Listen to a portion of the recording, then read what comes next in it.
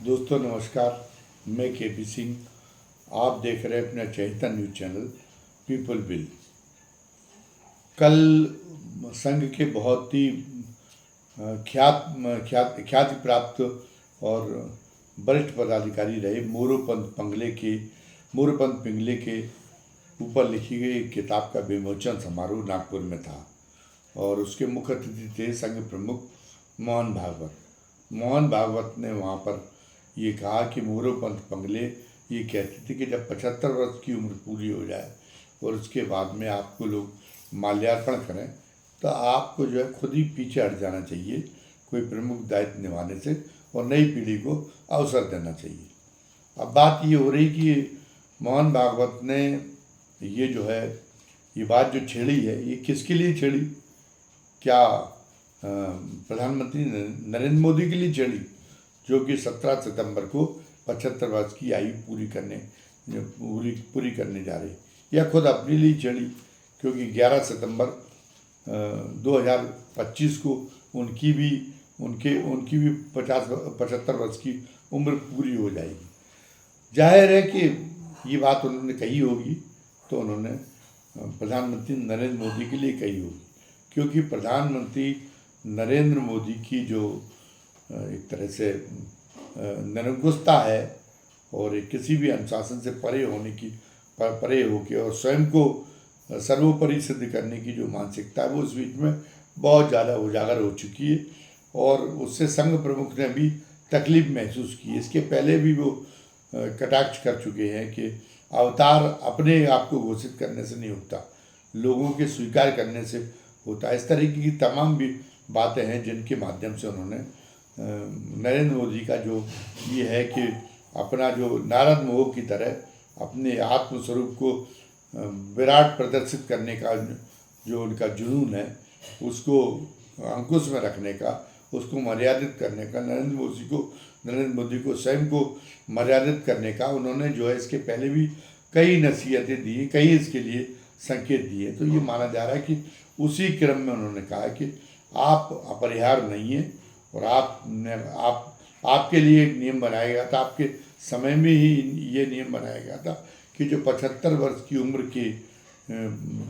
की जो उम्र पूरी कर चुके हैं वो भारतीय जनता पार्टी की नेता, वो भारतीय जनता पार्टी के पदाधिकारी वो स्वयं रिटायरमेंट ले लें और उसके तहत आपने जो है लाल कृष्ण आडवाणी को ही नहीं जो आपके गुरु थे उनको रिटायरमेंट दिलवाया, आपने जो है मुरली मनोहर जोशी को रिटायरमेंट दिलवाया, आपने यशवंत सिन्हा को रिटायरमेंट दिलवाया, आपने जसवंत सिंह को रिटायरमेंट दिलवाया और पहले तो आपने मतलब उनकी एक तरीके से ये कि उनकी महिमा बनाए रखने के लिए ये आवाज़ देने के लिए कि उनके साथ में उनका कोई अनादर नहीं किया जा रहा है, तो एक जो आपने एक शब्दाडंबर रचा कि इनको मार्गदर्शक मंडल में डाल दिया गया।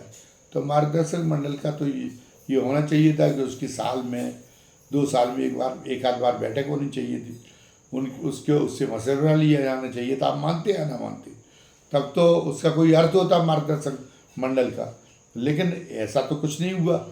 तो ये साबित हो गया कि अपने से जो वरिष्ठ लोग थे उन सारे लोगों का वो कोई अंकुश लगाने का जैसा कोई कदम ना उठा सकें, इसके लिए आपने एक जो है मार्गदर्शक मंडल गठित कराया था। तो एक थोथा मार्गदर्शक मंडल जिसकी मार्गदर्शन देने की जिसकी सारी क्षमताओं को आपने हाईजैक कर लिया था। कुछ नहीं तो शोभा मात्र के लिए उनको जो है किस तरीके से उनको एक तरह के हाशिए पर ढकेला जाए और किस तरीके से उनको जो है उनको एक मोक्ष प्रदान करने का एक माध्यम आपने साबित किया मार्गदर्शक मंडल का। वो श्रीहीन हो गए, राजनीति में पूरी तरह से अप्रासंगिक हो गए। मार्गदर्शक मंडल के माध्यम से उनकी जो क्षमताएं थी, अनुभव थी, वो आपने ये साबित कर दिया वो किसी काम की नहीं थी। और जो व्यक्तिगत पराक्रम मेरा है वो सबसे आगे है। वो हमें किसी की सलाह की, किसी की मशवरे की, किसी की संरक्षण की कोई आवश्यकता नहीं है। बहुत ही एक बेरहम किस्म का उनका इस मामले में रवैया रहा। लेकिन अब ये था कि संघ ने उस समय तो कोई विरोध किया नहीं, क्योंकि जो वोट दिलाने की क्षमता है वो मोदी ने कहा कि वो मेरे पास ही, तो संघ काय का मतलब चूचू का एक मुरब्बा, संघ को हम जो है क्यों संघ को हम सम्मान दे रहे, यही बहुत। संघ को अपनी उस सिर के ऊपर कोई क्यों ला दें, हम संघ का मार्गदर्शन क्यों प्राप्त करें, उसकी क्या सार्थकता है, वोट तो हमारे नाम पे मिल रहे। तो इस अहम में उन्होंने संघ को ये आवाज़ दिलाने की कोशिश की कि आप तो केवल खामोश बैठे रहिए और हमारा जो है हमारे नाम का मजीरा बजाना है आपको, तो बटाते रहिए, तब तो आपको कुछ मिल जाएगा, कुछ महत्व, कुछ सम्मान मिलेगा। वरना अगर आप ये काम नहीं करते तो फिर आपका जो है आपका कोई मतलब नहीं हमारे लिए, आपकी कोई हमारे लिए कोई उपयोगिता नहीं है। लोग वोट तो हमारे ऊपर डाल रहे हैं। अगर आप बहुत बड़े ताकतवर होते तो फिर जो है तो आप लालकृष्ण आडवाणी को प्रधानमंत्री बनवा लेते, जब 2000 नाम को उनके चेहरे को प्रोजेक्ट करके और चुनाव लड़ गया था, तो उस समय तो कोई ऐसी सफलता हुई नहीं थी। तो ये नरेंद्र मोदी ने बहुत ही जो है उद्दत तरीके से ये संघ को ये उसकी हैसियत याद दिलाने का काम किया कि आपका काम केवल खामोश रहना और बहुत ज़्यादा हो तो हमारे हाँ में हाँ मिलाना है, ताकि आपका सम्मान बरकरार रहा जाए। और अपने हाँ में हाँ न मिला के और आपने आप ये दिखाने की कोशिश की कि हम गार्जियन हैं और हम जो है और हमसे मशवरा लिया जाना उचित है, और नहीं ले रहे तो हम जो कह रहे हैं मतलब उसको आपको मानना पड़ेगा। तो वो उसको उन्होंने बेईमानी साबित कर दिया नरेंद्र मोदी ने। तभी संघ को सतर्क हो जाना चाहिए था। अब 2024 में कि पहले तो चुनाव के पहले तो उन्होंने जो है उनसे अपने जो मोदी जी की यशमैन, वो तो यशमैन ही अब सब जगह नियुक्त कराते, तो राष्ट्रीय अध्यक्ष भी JP नड्डा को यशमैन को ही नियुक्त कराया था और उनके माध्यम से ये भी कहलवा दिया था, क्योंकि संघ बहुत जो है फुदक रहा था, तो उन्होंने संघ को कहलवा दिया था कि संघ की अब हमें कोई ज़रूरत नहीं रह गई है, संघ अब हम आत्मनिर्भर संगठन है, अपने दम पर सक्षम है, तो हम संघ की, तो संघ को वो भी था। लेकिन अब ये तो आपकी बिल्ली के भाग से छीका टूटा, मतलब संघ के भाग से जो छीका टूटा उसके तहत ये था कि उस समय पे 2024 के जो चुनाव परिणाम आए, जिसमें वो 400 की पार की बात कह रहे थे, उसमें उनकी स्थिति इतनी खराब हो गई मोदी जी की तमाम हेरा फेरी कराने के बावजूद भी कि वो जो है उनको अपने दम पे भारतीय जनता पार्टी को बहुमत नहीं मिल पाया। तो थोड़ा सा उनका सुर नरम हो गया और वो थोड़ा सा जो है लो प्रोफाइल में आ गए मोदी जी। तो उन्होंने थोड़ा फिर उन्होंने संघ को भी ये प्रयास किया कि संघ भी हमारे साथ में रजामंद हो जाए, हमारे साथ में, मतलब यानी संघ का भी जो है संघ की जो नाराज़गी वो हम दूर कर सकें। तो इसके लिए उन्होंने जो है लल्ली चप्पू संघ की शुरुआत कर दी। तो फिर एक बार संघ को इसके नाते गलतफहमी हो गई। संघ ने उसके बाद में जो वो कहते थे कि मैं तो बायोलॉजिकल प्राइम मिनिस्टर हूँ, नॉन बायोलॉजिकल हूँ, तो उसको लेकर उन्होंने संघ प्रमुख ने उस समय उन पर बड़े कटाक्ष किए, उनको बनाना नाम लिए, तो उसको भी उन्होंने चुपचाप सहा। लेकिन अब बात ये आ गई थी कि संघ का ये कहना था कि भाई एक हमारा एक संगठन है, हमारी एक विचारधारा। उसके पहले अटल बिहारी वाजपेयी भी जैसे भी बड़ी शख्सियत रही, अटल बिहारी वाजपेयी भी जो है कई बार संघ को बाईपास करते थे, लेकिन अंततोगत्वा वो संघ का अदब करने के लिए वो तैयार हो जाते थे। तो वो उनकी एक जो है संघ को इग्नोर करने की, संघ को बाईपास करने की एक सीमा थी।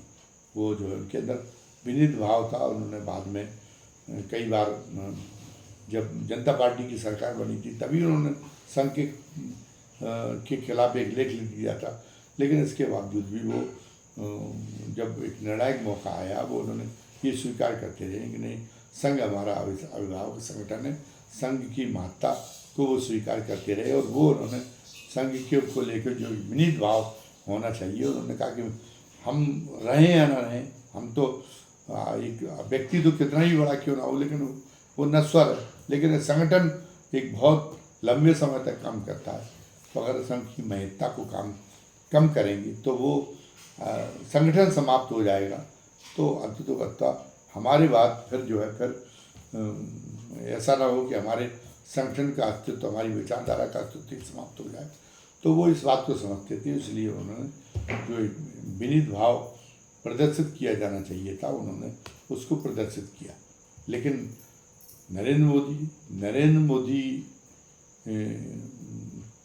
की उदंडता को संघ कभी नहीं मान सका। जब वो मुख्यमंत्री थे उसके गुजरात के, तभी संघ को जान लेना चाहिए था कि वो अपनी उदंडता में, अपने अहंकार में उनके लिए किसी का अदब स्वीकार नहीं है। वो अटल बिहारी वाजपेयी नहीं, वो कहीं से विनीत नहीं, वो शुद्धतम उदंड है। क्योंकि उस समय पे उन्होंने जिस तरीके से ये माना गया था कि जो सीडी कांड हुआ था संजय जोशी के खिलाफ, जो राष्ट्रीय संगठन मंत्री थे, जो संघ द्वारा नियुक्त राष्ट्रीय संगठन मंत्री थे, तो वो जो है उनका जो सीडी कांड था उसमें कहीं ना कहीं ये माना गया था कि मोदी का हाथ।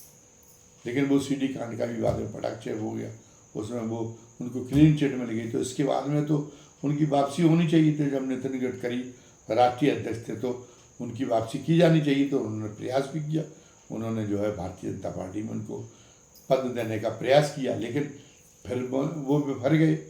और उनका रुतबा उस समय भी केवल मुख्यमंत्री के पद पर रहते हुए भी इतना ऊंचा हो गया था कि संघ जो है म्याऊं म्याऊं करने लगा, म्याऊं बिल्लू बन गया। और आखिरी में उसने ये मान लिया कि संजय जोशी को हम जो है संजय जोशी का पुनर्वास, अगर मोदी नहीं चाहते तो पुनर्वास नहीं होने देंगे। संघ के प्रति जो सेवाएं थी संजय जोशी की, उन सबको उसने दरकिनार कर दिया, सबको दरकिनार कर दिया गया। संघ का पूरा तरह से उस मामले में हीनता भाव प्रदर्शित हुआ था। लेकिन अब संघ फिर एक कोशिश कर रहा था कि जो नरेंद्र मोदी की जो निरंकुशता है, जो स्वेच्छा चाहता है, जो अहम है, जिसको उन्होंने सबसे ऊपर कर रखा, 75 वर्ष की उम्र होने के बावजूद भी वो आगे ये सोचने के लिए तैयार नहीं कि आगे जो वो काम कर रहे हैं उससे संगठन ध्वस्त हो जाएगा, उससे भारतीय जनता पार्टी के अस्तित्व पे भी आगे चल के प्रश्न चिन्ह लग जाएगा। वो धीरे धीरे एक जो भारतीय जनता पार्टी के एसेट थे, जो नेता और जो कार्यकर्ता, उन सबको अगर उनकी व्यक्तिगत निष्ठा मोदी के प्रति नहीं है तो वो सबको जो है मिट्टी में मिलाने का काम कर रहे थे। सबका जो है एक तरह से भ्रूण हत्या करने का काम कर रहे थे।